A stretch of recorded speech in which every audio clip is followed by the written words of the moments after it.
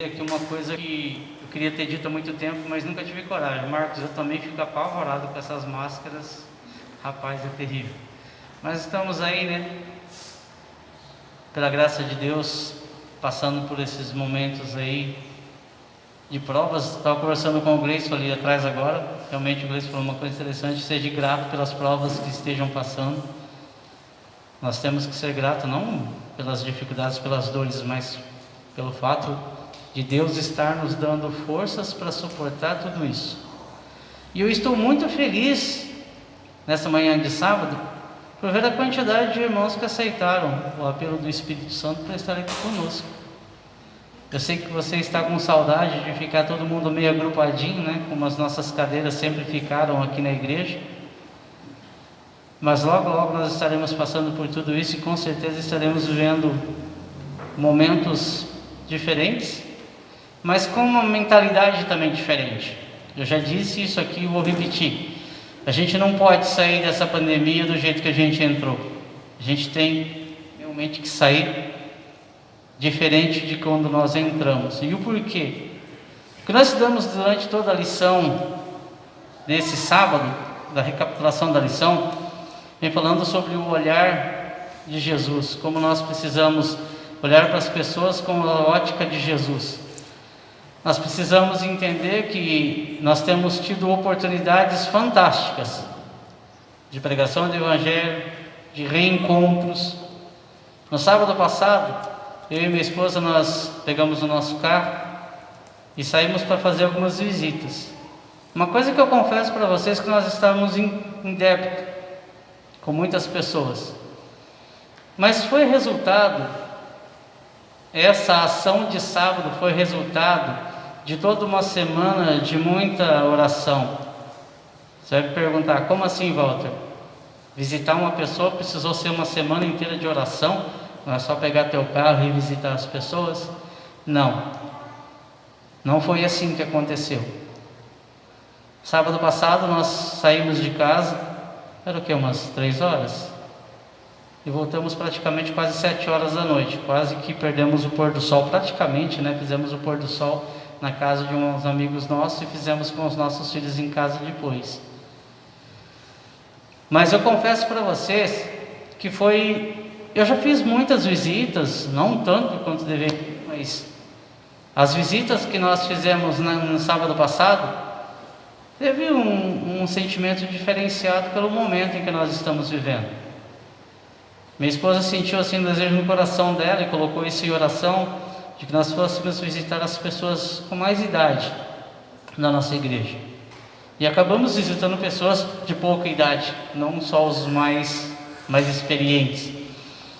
Nós pudemos passar na casa do irmão Nelson, nós pudemos passar na casa da irmã Edina, nós pudemos passar na casa da irmã Maria, do irmão Jerônimo, nós pudemos passar ali na casa do irmão Francisco, mesmo não encontrando ele, nós oramos e conversamos um pouco com a sua irmã Neuza. Pudemos terminar o nosso giro de visitas na casa do Marquinho e da Júlia, junto com o Samuelzinho, onde nós fizemos uma oração com eles, já terminando no sábado. Aí você vai me perguntar o que tem de especial nisso, se a gente faz isso sempre. O que aconteceu de especial foi que nós conseguimos entender que todas essas pessoas que nós estamos visitando estão sentindo uma falta muito grande da igreja, do contato com o pessoal aqui, os mais velhos, principalmente os mais velhos.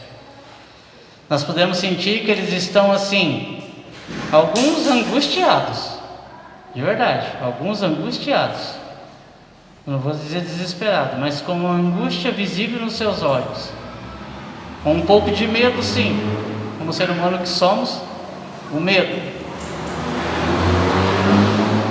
Mas podemos sentir também no olhar de algumas pessoas, como a irmã Edina disse, que foi fantástico, aquilo foi muito bacana.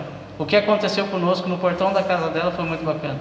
O Nenca lá sentado na sua cadeirinha e ela conversando com a gente ali. Uma senhora de idade se dispôs a ficar em pé praticamente quase meia hora, uns 40 minutos conversando. É para ser uma visita rápida, mas a gente acabou sempre conversando um pouco a mais.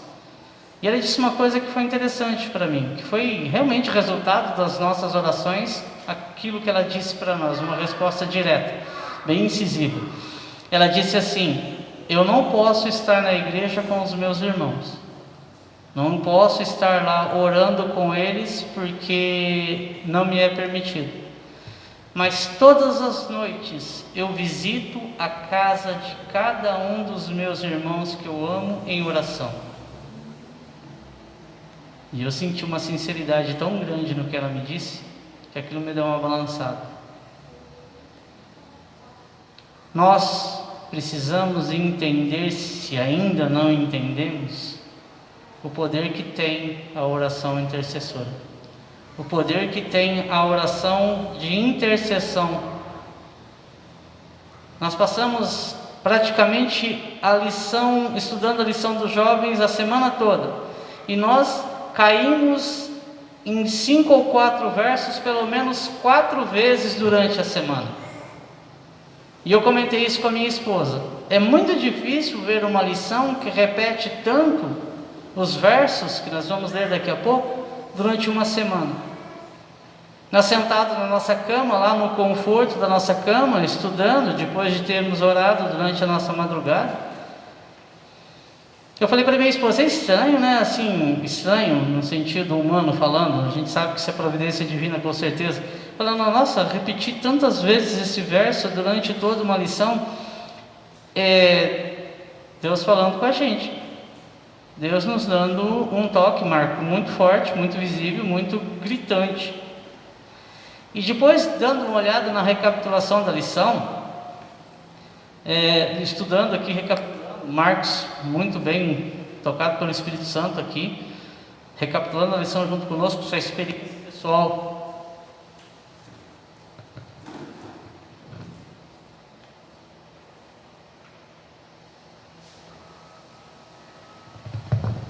A experiência pessoal que ele passou, que de repente o pessoal lá fora não pôde ouvir, mas a oportunidade que ele teve de entregar um folheto no hospital para uma pessoa que ia fazer uma cirurgia, que naquele momento, me permite usar o teu testemunho aqui, teve a oportunidade de falar com um senhor, um casal, né?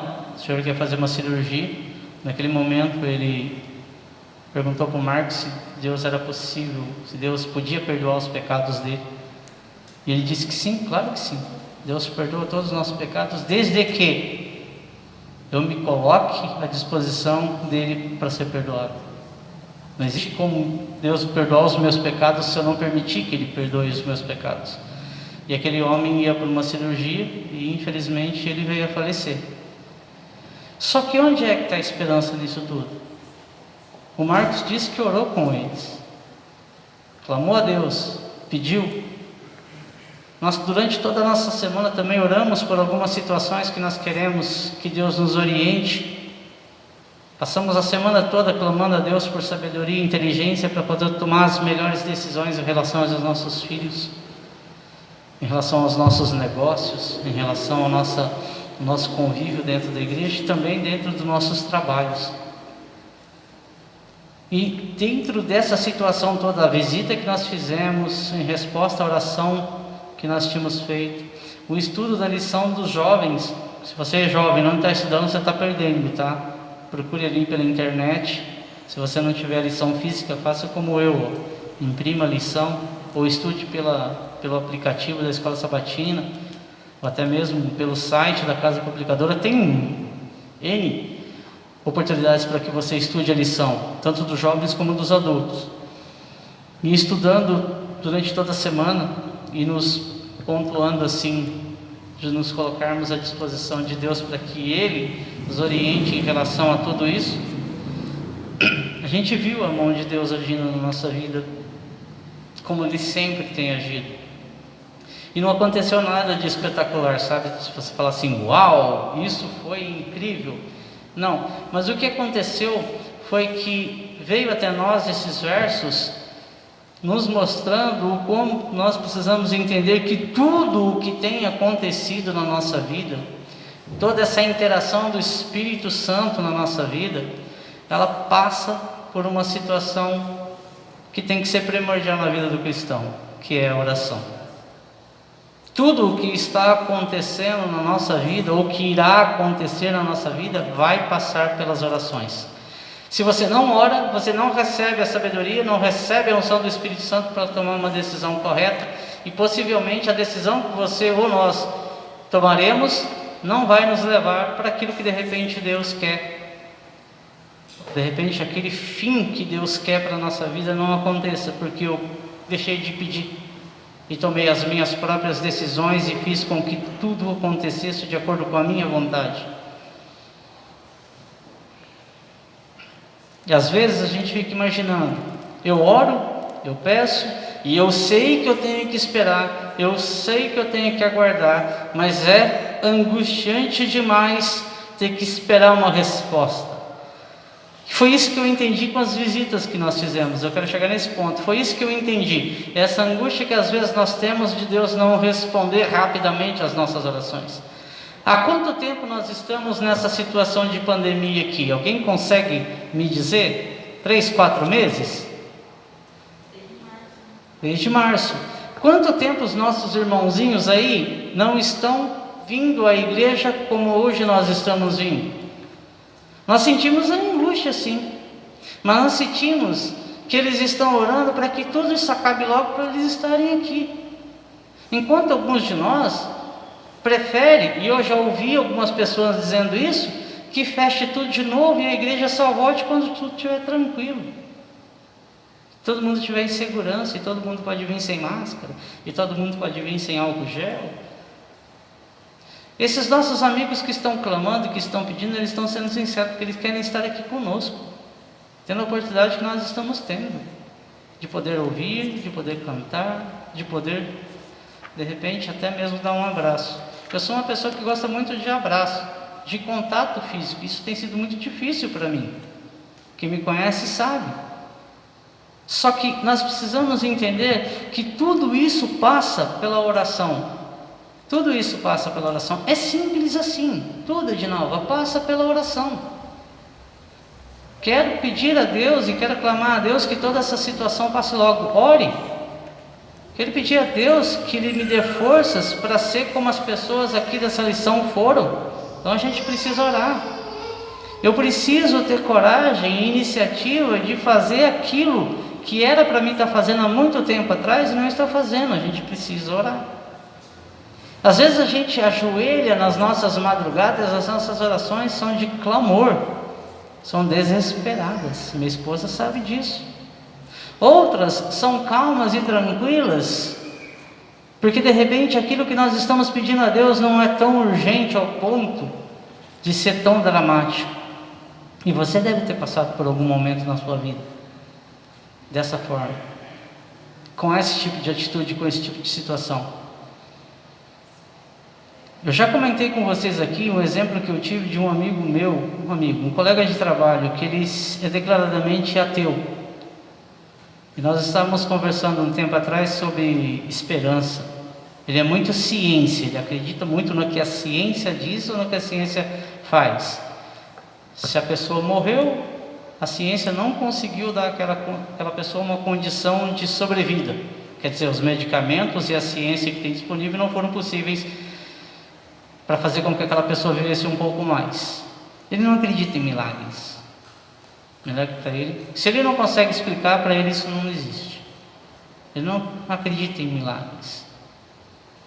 E a gente conversando um tempo atrás lá no cooperativo, falando sobre toda essa situação que nós estamos passando, caiu nesse detalhe de religião. E eu sempre muito na minha, sempre respeitando muito as pessoas, sem questionar isso ou aquilo. Cada um tem o seu modo de pensar e eu sempre respeitei. Mas teve um detalhe em que me chamou a atenção. Ele disse assim, sobre os milagres. E eu fiquei pensando comigo, puxa vida, ele nunca deve ter passado por uma experiência realmente impactante em relação a Deus, para ter esse argumento como uma boa resposta. Eu comentei com eles, falando ali sobre a nossa situação, um amigo meu que também teve um problema com a filha dele ao nascer, bem na época que o Rafa nasceu.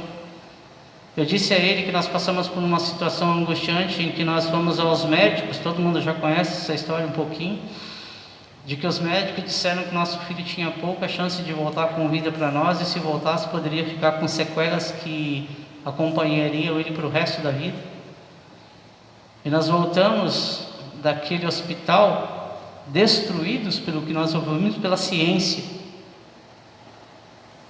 E naquela madrugada, eu e minha esposa, nós nos colocamos de joelhos e oramos e pedimos e clamamos para que, se fosse da vontade de Deus, se o Rafa viesse para casa com algum tipo de sequela, que ele nem voltasse, ele nos desse força para suportar tudo aquilo que a gente iria suportar. Mas se não, se ele permitisse, se ele quisesse que o Rafa voltasse para casa, ele fosse um garoto saudável, inteligente, ativo, como ele é. Às vezes você ouvir de pessoas um não é muito ruim. E um não que pode ser um não que vai impactar a tua vida para o resto dela é muito pior. E eu disse isso para essas pessoas. A experiência que eu passei com esse nosso Deus só pode acontecer porque ela passou pela oração.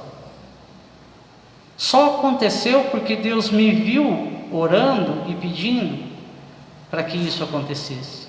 E é isso que eu quero que vocês acompanhem comigo. Abra suas Bíblias no livro de 1ª Epístola de João, no capítulo 5.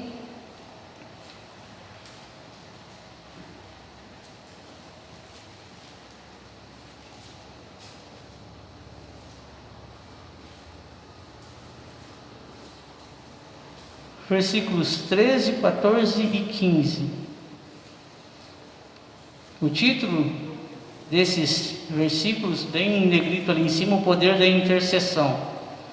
O poder que há quando você ora por alguém. O poder que há quando você ora por alguém sabendo que Deus, somente através de Deus, pode fazer. Diz assim no versinho 13, no 14 e no 15. Estas coisas vos escrevi a fim de saberdes que tendes a vida eterna, a vós outros que credes em o nome do Filho de Deus. Já vou parar aqui para a gente dar uma conversada sobre esse primeiro versículo. Eu vou pedir daqui a pouco para minha esposa ler na versão que ela tem, que é uma Bíblia que a Natália tem, que é uma linguagem de hoje, uma linguagem mais jovem. Diz assim: essas coisas vos escrevi a fim de saberdes que tendes a vida eterna. Todos nós sabemos que nós temos a possibilidade da vida eterna. Nós temos a alternativa da vida eterna, que é o que o Marcos com certeza crê em relação àquele senhor que ele visitou lá no hospital. A vida eterna, de se encontrar com ele na eternidade. Só que tem um detalhe. Aqui diz: a vós outros que credes em o nome do Filho de Deus. Você só vai ter a eternidade se nutrir esse seu conceito de crer em Deus. Eu creio em Deus e na sua palavra, porque a palavra de Deus me diz que eu terei a eternidade. Mas isso daqui já é garantia de você estar na eternidade? Claro que não, é evidente que não. Há necessidade de transformação, há necessidade de mudança, há necessidade de tantas outras situações para que a gente esteja lá na eternidade. E esse meu amigo, esse companheiro de trabalho, sempre diz que esse negócio de eternidade é a mesma coisa de ficar imaginando que tem anjinho tocando harpa numa nuvenzinha de algodão. Aquela ideia de céu que todo mundo de repente ridiculariza e brinca. Quando fala de eternidade, algumas pessoas não conseguem entender isso, não conseguem, mentalizar isso, porque eles não têm esse elo de ligação, não têm esse Deus que provê essa esperança. As pessoas que não creem na eternidade vivem para o hoje, vivem para o agora, vivem sofrendo, vivem caindo, vivem se machucando, mas vivem insistindo em viver o aqui e somente o aqui. Não pense em algo melhor ou algo maior. Se a gente for olhar para as nossas cicatrizes, a gente vai ver que elas deveriam ser exemplos fortes e vivas para as pessoas que estão no nosso convívio entender que tudo aquilo que nós pedimos a Deus em relação a elas é real. e para que elas escapem desses caminhos, essas armadilhas que o diabo já colocou nas nossas vidas e que infelizmente em algum momento eu caí. Aqui diz que eu tenho a oportunidade da vida eterna, mas se eu nutrir, se eu crer nesse Deus que me propõe a vida eterna. No verso 14 diz assim: e esta é a confiança que temos para com Ele, que se pedirmos alguma coisa à sua vontade, Ele nos ouve. Aqui é um dos versos que mais causa um pouco de angústia no ser humano. É quando ele lê aqui que eu peço com fé, com muita devoção, depende muito da vontade de Deus, se Ele quiser ou não me atender. Porque Ele sabe que de repente coisas que eu estou pedindo me levarão por caminhos tortuosos, terríveis. Por incrível que pareça, a gente pode pedir isso para Deus. Senhor, eu sei que a resposta do Senhor é não, mas por favor reconsidera, olha com carinho para esse meu pedido. Será que é tão impossível assim de me atender? Olha só, eu já sei que a resposta é não, mas por favor reconsidere e pense com um pouquinho mais de carinho. A gente quer que Deus ouça as nossas orações, mas quer que Ele ouça o que eu quero e não o que Ele vê de melhor para mim.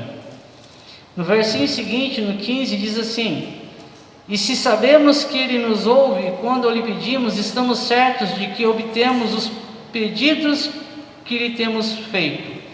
E se sabemos que Ele nos ouve quando ao que lhe pedimos, estamos certos de que obtemos os pedidos a que lhe temos feito. Eu vou pedir para minha esposa ler esses mesmos versículos aí na lição, na versão que ela tem aqui.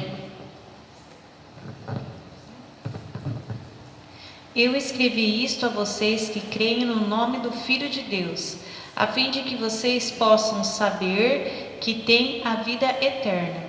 E esta é a confiança quando estamos na presença de Deus, que Ele nos ouvirá todas as vezes que lhe pedirmos alguma coisa que esteja de acordo com a sua vontade.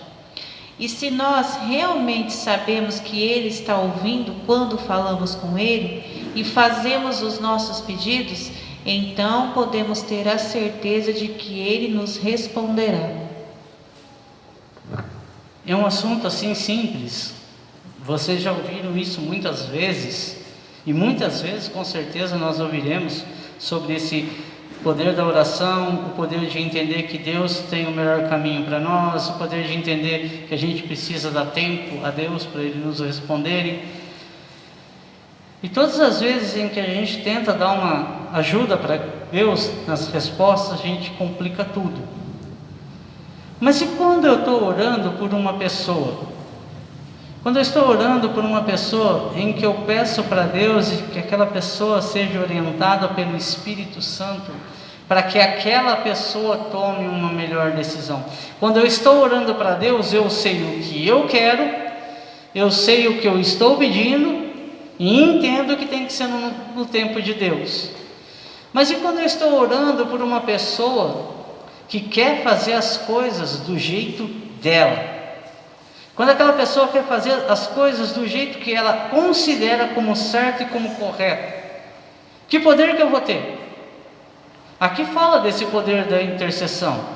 Fala que quando eu oro e creio nesse Deus que tem me dado a vida eterna, tem me dado a possibilidade de estar na eternidade com Ele, diz que quando eu oro por uma pessoa, eu tenho o poder de fazer com que aquela pessoa, através do Espírito Santo, seja tocada em um determinado momento da sua vida e fala: puxa vida, realmente Deus precisa conduzir os meus caminhos. Quantas vezes você já pediu a orientação de Deus e aguardou o tempo certo e a resposta de Deus não te decepcionou? Eu creio que muitas vezes. Quantas vezes nós ouvimos pessoas dizer, como esse testemunho que foi dado aqui no Provar e Veja, em que aquele senhor disse que ele pegou R$500 e um Fusca, porque ele foi fiel ao sábado, foi fiel a um dos mandamentos que está na Bíblia, que diz aqui que se ele aceitar, que ele crer no nome do Filho de Deus, ele terá a eternidade. E ele fez o sacrifício que ele fez, abriu mão de um acerto de repente mais substancial para pegar R$500 e um Fusca. Em oração ele pediu direcionamento para Deus, vendeu aquele carrinho, pegou um dinheiro, enfim, vocês entenderam o que aconteceu com ele. Ele foi fiel. Isso não quer dizer só financeiramente, não. É ser fiel em tudo. Em crer que não ia faltar o alimento na mesa dele. Crer que não vai faltar o alimento na nossa mesa e muito menos o trabalho, se nós confiarmos plenamente na vontade de Deus para nossas vidas. Nós estivemos lá na casa do Marquinhos e da Júlia, um casal jovem, novos, com um filhinho esperto, dinâmico, ativo. Nós pudemos ficar conversando ali com eles e a gente vendo ali naquela conversa, naquele bate-papo. Eu sei que o Marcos e a Fran são amigos dele bem próximos também, sabem o que eu estou falando, das ansiedades, dos sonhos, das vontades. E o Marquinhos falando, eu estou trocando a minha moto e vou trocar por uma outra e não sei o que. E a Júlia falou, eu não quero que ele faça isso, Walter, que eu acho que isso é arriscado, que eu acho que não sei o que. Eu fiquei olhando aqueles dois ali conversando na nossa frente, estava ficando meio tonto, né? Não fala, o outro falava e eles estavam ali todos agitados, felizes com a nossa presença, porque faz tempo que a gente estava querendo ir lá e eles também estavam querendo trocar uma ideia com a gente. Aí a Júlia falou assim, o certo é a gente colocar tudo isso na mão de Deus. Aí é que está a diferença. Eu quero, eu vou tentar, é meio arriscado, mas eu vou em frente. E aí uma outra pessoa diz assim, mas calma aí, você pediu orientação de Deus para você fazer isso? Parece ser uma coisa ilógica no mundo que a gente está vivendo. Pedir permissão para Deus para fazer uma coisa que eu quero fazer, é exatamente isso que Ele pede para a gente. Essa dependência completa, sabe? Essa hierarquia que existe, Deus, eu, e as coisas funcionarem assim, de cima para baixo, não de baixo para cima. Os versos aqui dizem, o que minha esposa leu ali na versão mais jovem, é que nós vamos obter uma resposta sim de Deus. E como eu vou lidar com essa resposta? Eu oro de repente por uma situação, ou por uma pessoa, por um amigo, por um filho, por uma filha, seja um irmão da igreja, em que eu sei que aquela pessoa está passando por uma certa dificuldade, um certo problema, mas que Deus precisa lá, primeiro amolecer o coração daquela criatura, através do Espírito Santo, para ela dar uma abertura para Deus entrar. Olha como isso é complexo. Eu orar pelo Henry, pedindo a Deus para que Henry toque o coração do Henry, para que o Henry seja flexível àquela oração e que o poder do Espírito Santo encontre uma brechinha, entre e faça a diferença. Não é assim. Tem todo um processo, e um processo que precisa ser respeitado. Eu conheço pessoas, de verdade, eu conheço pessoas que já estiveram comigo nos bancos de várias igrejas que eu já passei, igrejas adventistas que eu já passei aqui em Mandaguari. Primeiro foi a Vila Palma, depois foi a Igreja Central, um pouquinho ali na esplanada que a gente ia visitar o pessoal, e aqui. Pessoas que hoje me causam tristeza saber que estão longe.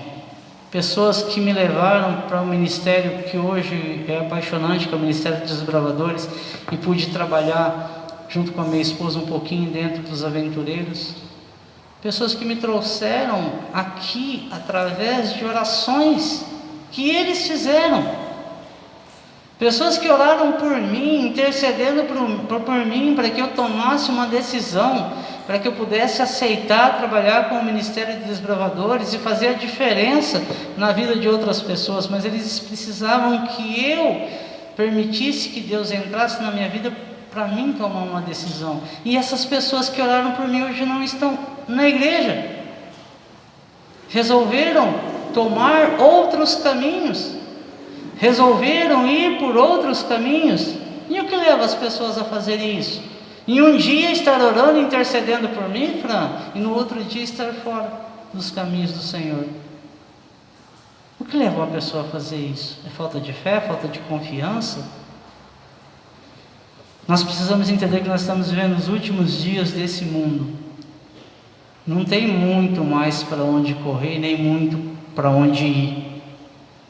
Nós sabemos e entendemos que essas pessoas que estão distantes dos caminhos do Senhor precisam sim ser constantemente bombardeadas pelas nossas orações intercessoras. Nós fomos aqui na casa do irmão Francisco visitar ele, e nós estávamos conversando com a Neuza, que é a irmã do irmão Francisco. Ela estava comentando sobre o falecimento do pai dela. Nós até pedimos desculpas, porque a gente não ficou sabendo. Mas de tudo que nós conversamos ali, a coisa que mais nos causou alegria foi o momento que nós oramos com ela. Nós pudemos sentir que escorreu uma lágrima dos olhos daquela mulher, de que naquele momento ela entendeu que ela estava sendo amada, sinceramente amada, no que nós estávamos fazendo. Nós não estávamos indo lá visitar aquele homem, ou aquela mulher, ou aquela família, simplesmente por um interesse meu, de me sentir um pouco melhor, na pressão que de repente você sofre. Eu tenho que visitar os irmãos, eu tenho que ir lá visitar como o Marcos está, como a Fran. Foi sincero, e ela percebeu isso no momento que nós estávamos lá fazendo essa visita para ela. Foi sincero quando nós fomos ali na casa da irmã Maria, e ela abriu ali um pouquinho a vida dela, falando do filho, falando do casamento do filho, falando que ela ia ficar sozinha, que o filho queria levar para morar com ela, e ela não quer porque ela tem um cantinho. A gente conseguiu ali naqueles momentos de visitação entender que essas pessoas, elas estão orando, estão clamando, estão pedindo, e Deus está atendendo a cada uma de acordo com a sua vontade no seu tempo. Não há outro meio, não há outro caminho a não ser por Jesus Cristo. O Gleice também disse uma coisa ali, no pequeno período de tempo que eu conversei com o Gleice ali no fundo, ele falou duas coisas muito bacanas. Falou que Salomão, o homem mais sábio do mundo, falando assim, não impute o tolo das consequências dos seus erros, porque ele vai fazer de novo. Olha que interessante que é isso, ouvir um pouquinho antes de você pregar uma coisa como essa, dizendo, eu estou orando por um tolo, e estou orando para que aquele tolo tome a melhor decisão através do Espírito Santo, mas aquele homem não aceita, e ele vai tomar as decisões pelas suas próprias forças e pelos seus próprios caminhos, e o que vai acontecer? Ele vai ter que ser responsável pelas suas ações, e vai fazer uma besteira de novo. Salomão, que é o homem mais sábio do mundo, disse isso. Obrigado, Gleice, pelo toque ali. O que está faltando para a gente?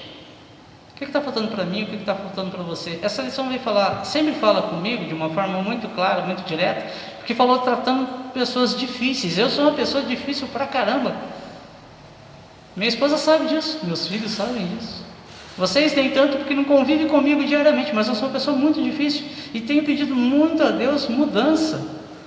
Tenho pedido a Deus assim, sabedoria. De repente, nos momentos da minha irritação, o que eu falo? Porque no momento da minha irritação, às vezes, eu falo e magoo, machuco. Estou ferindo quem está do meu lado, estou ferindo quem me ama.